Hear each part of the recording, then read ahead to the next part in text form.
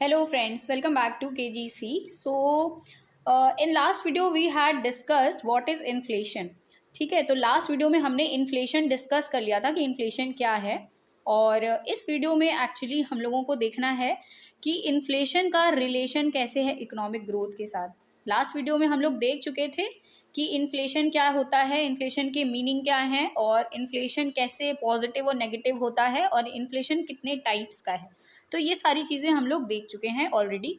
If you had not watched that video so please जाके उसको देखो एक बार और आपको अच्छे से समझ में आएगा, तभी ये वीडियो आप कंटिन्यू कर पाओगे। ठीक है, तो आप प्लीज़ उस वीडियो को देख लीजिए, it's a request, so please. Okay, so अब हम देखेंगे कि इकोनॉमिक ग्रोथ क्या होती है, then we relate how inflation is related to economic growth. Okay, so firstly we will see what is the definition of economic growth. तो पहले देखेंगे कि डेफिनीशन क्या है इकोनॉमिक ग्रोथ की, मीनिंग क्या है इकोनॉमिक ग्रोथ का। तो economic growth is an increase in the production of goods and services in an economy. Economic growth क्या है? जब प्रोडक्शन इंक्रीज हो जाए किन्हीं चीज़ों का जो हमारी इकोनॉमी में हम लोग प्रोड्यूस कर रहे हैं, उत्पन्न कर रहे हैं, उनका प्रोडक्शन जब इंक्रीज हो जाएगा तब हम मानेंगे कि इकोनॉमिक ग्रोथ होती है, हो गई है इंडियन मार्केट में या किसी भी कंट्री की मार्केट में। ठीक है, तो इकोनॉमिक ग्रोथ, और ये चीज़ हम लोगों ने इन्फ्लेशन में भी देखा था कि इन्फ्लेशन में क्या होता है, जब डिमांड बढ़ती है तो प्रोडक्शन बढ़ना पड़ता है। ठीक है, तो प्रोडक्शन बढ़ाते हैं तब क्या होता है, डिमांड फुलफिल हो पाती है, तो उससे क्या आता है, उससे इन्फ्लेशन आता है। सो आप कनेक्ट कर पाओगे कि इकोनॉमिक ग्रोथ कैसे रिलेटेड है इन्फ्लेशन से, राइट। ओके, तो अब क्या है, economic growth is commonly measured in terms of the increase in aggregate market value of additional goods and services produce using GDP, increase in capital goods, labour force, technology and human capital can also contribute to economic growth. तो ये सारी चीज़ें economic growth में contribute करती हैं और यही सारी चीज़ें इन्फ्लेशन में भी कंट्रीब्यूट करती हैं।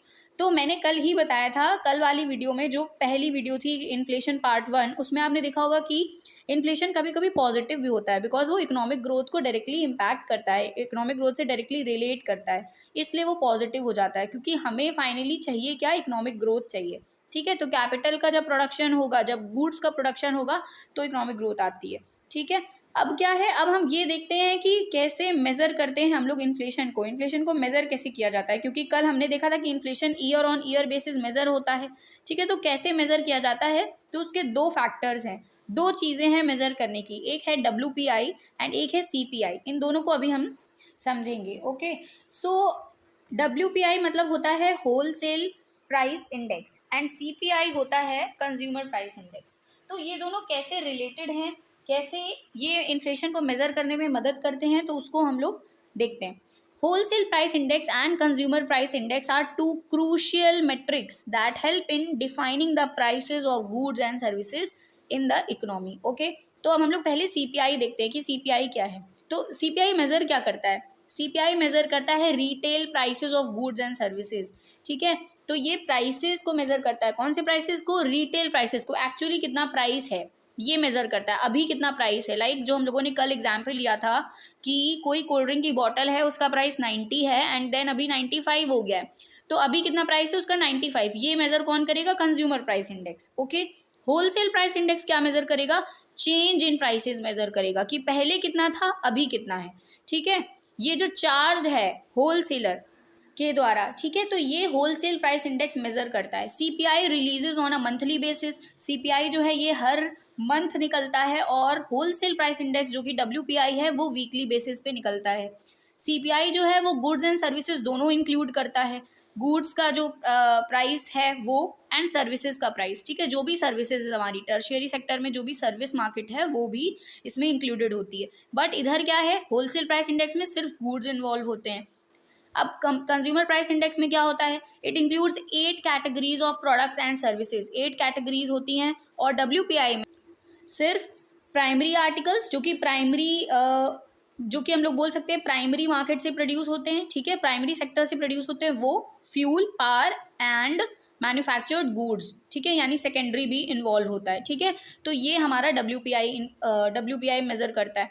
बेस ईयर जो है वो यहाँ का CPI का कैलेंडर ईयर है और फाइनेंशियल ईयर जो है ये यहाँ का बेस ईयर है WPI का। ठीक है, तो कैलेंडर ईयर जो है वो CPI का है बिकॉज मंथली बेसिस पे चल रहा है। ठीक है, और वीकली बेसिस पे ये है तो इसको फाइनेंशियल ईयर लेते हैं। ठीक है, it calculates the final stage of inflation, CPI final stage of inflation calculate करता है। ठीक है, और होलसेल प्राइस क्या करता है, फर्स्ट स्टेज, क्योंकि देखिए सीपीआई में क्या है, आपको फाइनल प्रोडक्ट कितने का मिल रहा है, 95 रुपीज़ का, तो वो सीपीआई कैलकुलेट करेगा। बट होलसेल प्राइस क्या होता है कि जो होलसेलर है वहाँ से अगर आपका प्रोडक्ट आ रहा है तो होलसेलर को वो प्रोडक्ट कितने में मिला, ठीक है, लेट्स से होलसेलर को वो 85 में मिला एंड वो 90 का दे रहा है एंड फाइनल प्रोड्यूस जो है मार्केट में वो 95 का है।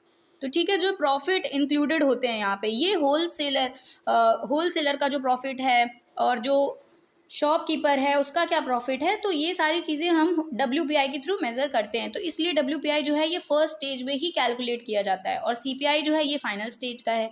CPI जो है ये जनरल पब्लिक के लिए इम्पोर्टेंस है, ठीक है, और जो है ये उन लोगों पे ट्रैक रखता है, उन लोगों पे नज़र रखता है जो कि होलसेल का काम करते हैं। ठीक है, तो ये दोनों मेज़र करते हैं कि इन्फ्लेशन कितना है मार्केट में, कैसे चल रहा है। ठीक है, तो ये हमारे WPI और CPI हो गए। एक चीज़ ये एक और है कि यहाँ पे कि जो इकोनॉमिक ग्रोथ है वो कैसे रिलेट करती है इन्फ्लेशन से। तो इकोनॉमिक ग्रोथ इस तरीके से कुछ रिलेट करती है कि लाइक जब इन्फ्लेशन बढ़ गया है, इन्फ्लेशन को रिड्यूस करना है तो प्राइसेस को डाउन किया जाएगा, और जब प्राइसेस को डाउन किया जाएगा तो इकोनॉमिक ग्रोथ क्या होगी, डाउन हो जाएगी। ठीक है, तो डाउनग्रेड हो जाएगी इकोनॉमिक ग्रोथ। तो इन्फ्लेशन जो है वो इन्वर्सली प्रोपोर्शनल है इकोनॉमिक ग्रोथ के। Okay, now moving on to the problems measuring inflation. ठीक है, तो अब प्रॉब्लम्स क्या आती हैं इस इन्फ्लेशन को मेज़र करने में। तो पहली प्रॉब्लम तो यही है कि जो रेट है, जो rate of changes of goods है, ठीक है, तो वो क्या फिक्स रहता है, वो क्या स्टेबल रहता है, नहीं, वो अनस्टेबल है। वो कभी 95 होगा, कभी 93 होगा, कभी 92 होगा, कभी 90 होगा, लाइक। तो ये कल ही हम लोगों ने डिस्कस किया था कि जो रेट्स होते हैं वो एक्चुअली हर दिन चेंज होते हैं, बट हम लोग हर दिन तो मेज़र नहीं कर सकते क्योंकि मेजरमेंट्स में बहुत प्रॉब्लम आती हैं, इसलिए इसको year on year basis inflation measure किया जाता है। और WPI और CPI के थ्रू कैसे किया जाता है ये हम लोग ऑलरेडी देख चुके हैं। ठीक है, तो नॉट ऑल गुड्स इंक्लूडेड, सारे गुड्स इसमें इंक्लूडेड भी नहीं होते हैं। जैसे कि हम लोगों ने देखा कि प्राइमरी वाले में अलग इंक्लूडेड है, फ्यूल और पावर का अलग इंक्लूडेड है।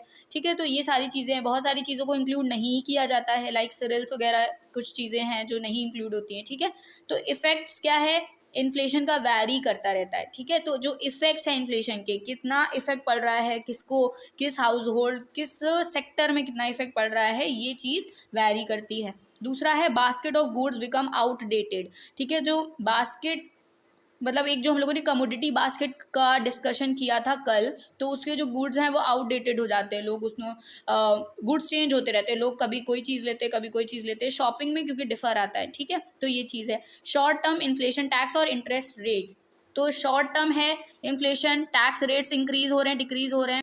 तो ये जो पॉइंट्स हमने पढ़े ये सारे क्या होते हैं, ये प्रॉब्लम्स क्रिएट करते हैं मेजरमेंट ऑफ इन्फ्लेशन में। ठीक है, तो मेज़र करना इन्फ्लेशन को इतना अच्छा नहीं हो पाता है क्योंकि प्रॉब्लम्स हैं बहुत सारी। ठीक है, तो ये सारी चीज़ें हैं जो हमें आज पढ़नी थी। So for more such videos please do subscribe our channel and do like share the video. Thank you.